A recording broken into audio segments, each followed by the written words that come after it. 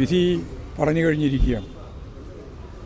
വിധിയുടെ പൂർണ്ണമായ ഭാഗം കിട്ടിക്കഴിയുമ്പോഴാണ് അതിൻ്റെ എല്ലാ വിശദാംശങ്ങളും പരിശോധിക്കാനും നിലപാട് സ്വീകരിക്കാനും സാധിക്കുക.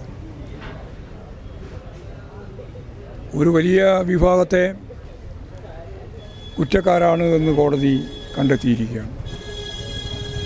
പക്ഷേ ഇതിൻ്റെ പിന്നിൽ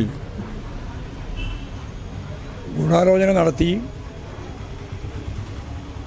എല്ലാവർക്കും അറിയുന്ന ഒരു കാര്യമാണ്. വെറുതെ കുറച്ചാളുകൾ ചേർന്ന് നടത്തിയിട്ടുള്ള ഒരു അതിക്രമമല്ല. അതിൻ്റെ പിന്നിൽ പ്രവർത്തിച്ച ശക്തികളുണ്ട്. അതിൻ്റെ ഗൂഢാലോചന ഇപ്പോഴും തെളിയിക്കപ്പെട്ടിട്ടില്ല എന്നാണ് കോടതി വിധിയുടെ ഭാഗമായി പരാമർശിക്കപ്പെട്ടിട്ടുള്ളത്. സ്വാഭാവികമായും അതിജീവിതക്കൊപ്പമാണ് ഗവൺമെൻറ്. ഇന്നേ അവരെടുത്ത എല്ലാ നിലപാടുകളും അങ്ങനെയാണ്. ആ നിലപാടിൻ്റെ തുടർച്ച എന്ന നിലയിൽ സ്വാഭാവികമായും അടുത്ത സ്റ്റേജിലേക്ക്, അടുത്ത കോടതിയിലേക്ക് പോകേണ്ടി വരും. അങ്ങനെ അതിജീവിതയ്ക്കൊപ്പം തന്നെ നിൽക്കും. അത് ഏതറ്റം വരെയും പോകാൻ തയ്യാറാണ് എന്ന ഗവൺമെൻറ്റിൻ്റെ നിലപാടിനോടൊപ്പം തന്നെയാണ് CPIM എല്ലാ കാലത്തും ഉറച്ച നിലപാട് സ്വീകരിച്ചിട്ടുള്ളത്. ഈ കേസിൻ്റെ വിധി വന്ന പശ്ചാത്തലത്തിൽ ഭാഗികമായിട്ട് പ്രതികൾ ശിക്ഷിക്കപ്പെട്ടു. പക്ഷേ ഇതിൻ്റെ ഉത്തരവാദികൾ ആരാണിതിൻ്റെ ഗുണഭോക്താവ് എന്ന കാര്യം തെളിയിക്കപ്പെട്ടില്ല എന്നാണ് പറയുന്നത്.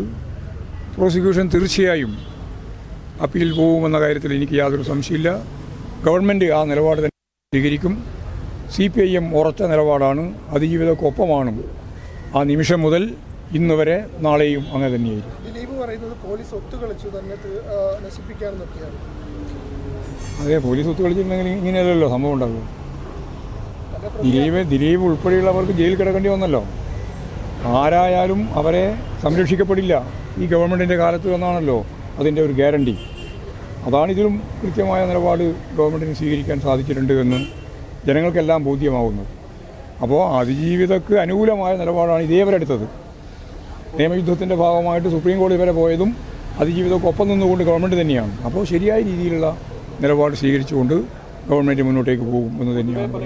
ഗൂഢാലോചന തെളിയിക്കപ്പെടാൻ വലിയ ബുദ്ധിമുട്ടാണ്. ഇവിടെയും ഈ തെളിവുകളുടെ അഭാവമാണ് അതിന് കാരണമാവുകയും ചെയ്തിട്ടുള്ളത്. ഇവിടെ പ്രോസിക്യൂഷന്റെ വീഴ്ചയാണോ? അല്ല, തെളിവുകൾ ശേഖരിക്കുക എന്നുള്ളത് ഇതുപോലുള്ള കാര്യങ്ങൾക്ക് കുറച്ച് പ്രയാസം തന്നെയാണ്. പക്ഷേ അത് കൃത്യമായ രീതിയിൽ തെളിയിക്കപ്പെടും എന്ന് തന്നെയാണ് ഞാൻ പ്രതീക്ഷിക്കുന്നത്.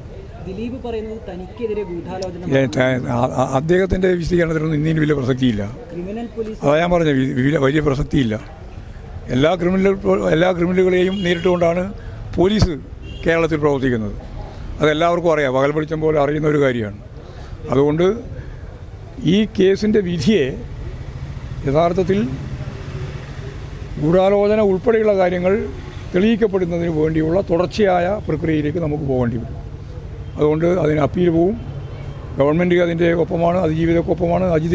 അതിജീവിത ഇപ്പോൾ തന്നെ പരാമർശിക്കപ്പെട്ട് കണ്ടത് തൃപ്തിയില്ല എന്ന് തന്നെയാണ്. അപ്പോൾ അവരുടെ തൃപ്തിയാണ് പ്രധാനം. അതൊക്കെ പരിശോധിക്കപ്പെടേണ്ടതാണ്. അതും ഞാൻ ഇപ്പം ആകെ വിശദീകരിച്ച് പറയാൻ സാധിക്കുന്നതല്ല. നോക്കാം. ഞാൻ പറഞ്ഞല്ലോ, അതിജീവിത തൃപ്തിയല്ല. സ്വാഭാവികമായിട്ടും ഇതിൻ്റെ പിന്നിൽ നടന്നിട്ടുള്ള കാര്യം എന്താണ് എന്നുള്ളത് കണ്ടെത്തി തന്നെ വേണം. അത് കണ്ടെത്തിയിട്ടില്ല. കാരണം ഇതുവരെ ചെയ്ത കുറച്ച് ആളുകളാണ്, ഈ കുറ്റം ചെയ്ത കുറച്ച് ആളുകളാണ്. ആർക്ക് വേണ്ടിയാണ് കുറ്റം ചെയ്തത്, ആരാണ് ഇതിൻ്റെ പിന്നിൽ പ്രവർത്തിച്ചത് എന്നുള്ളതാണല്ലോ ഗൗരവമുള്ള പ്രശ്നം. അതിലാണ് സംശയത്തിൻ്റെ പ്രശ്നം വന്നത്. അപ്പോൾ അത് തെളിയിക്കപ്പെടുക തന്നെ വേണം. അതിപ്പോൾ അതിജീവിതർക്ക് മാത്രമല്ല, കേരളീയ സമൂഹം തന്നെ അതാണ് ആഗ്രഹിക്കുന്നത്. തെളിയിക്കപ്പെടണമെന്ന് തന്നെയാണ്. അതൊക്കെ സ്വാഭാവികമല്ലേ, അതൊന്നും കാര്യമാക്കേണ്ടിയില്ല. ഞാൻ ഉറച്ചു വിശ്വസിക്കുന്നുണ്ട്, ആരാണോ കുറ്റവാളികൾ അവർ ശിക്ഷിക്കപ്പെടും എന്ന്. അത് ഇപ്പോഴും വിശ്വസിക്കാൻ നമ്മുടെ മുമ്പിൽ സമയമുണ്ട്. അതാണ് നല്ലൊരു വിധി പ്രതീക്ഷിക്കുന്നത്.